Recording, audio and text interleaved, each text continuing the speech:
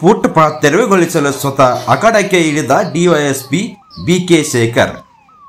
ಸಿರಾ ನಗರದ ವಿವಿಧ ಫುಟ್ಪಾತ್ ಆಕ್ರಮಿಸಿ ವ್ಯಾಪಾರ ವಹಿವಾಟು ನಡೆಸುತ್ತಿದ್ದ ರಸ್ತೆ ವ್ಯಾಪಾರಿಗಳಿಗೆ ಸಿರಾ ಉಪವಿಭಾಗಿ ಡಿಎಸ್ಪಿ ಖುದ್ದಾಗಿ ನಿಂತು ಒತ್ತುವರಿ ತೆರವು ಕಾರ್ಯಾಚರಣೆ ನಡೆಸಿದ್ದಾರೆ. ಮಂಗಳವಾರ ಬೆಳಗ್ಗೆ ನಗರದ ಬುಕ್ಕಾ ಪಟ್ಟಣದ ರಸ್ತೆಯಿಂದ ನಗರದ ಬಸ್ ನಿಲ್ದಾಣವರೆಗೆ ಫುಟ್ಪಾತ್ಗಳನ್ನು ರಸ್ತೆಯ ಬದಿಯಲ್ಲಿ ಆಕ್ರಮಿಸಿಕೊಂಡು ವ್ಯಾಪಾರ ನಡೆಸುತ್ತಿದ್ದವರನ್ನು ತೆರವುಗೊಳಿಸಿದರು.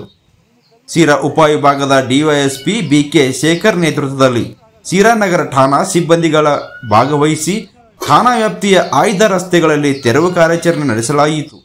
ಪಾದಾಚಾರಿ ಮಾರ್ಗವನ್ನು ಅತಿಕ್ರಮಿಸಿ ಅಂಗಡಿಗಳನ್ನು ಇಟ್ಟಿರುವುದು, ವಾಹನ ನಿಲುಗಡೆಗೆ ವ್ಯವಸ್ಥೆ ಮಾಡಿಕೊಂಡಿರುವುದು, ಹಣ್ಣು ಮತ್ತು ಹೂ ತರಕಾರಿ ವ್ಯಾಪಾರ ಮಾಡಲು ಪೆಟ್ಟಿಗೆ ಅಂಗಡಿಗಳನ್ನು ತೆರವು ಕಾರ್ಯಾಚರಣೆ ನಡೆಸಿದರು. Bureau report 85 news box Kannada.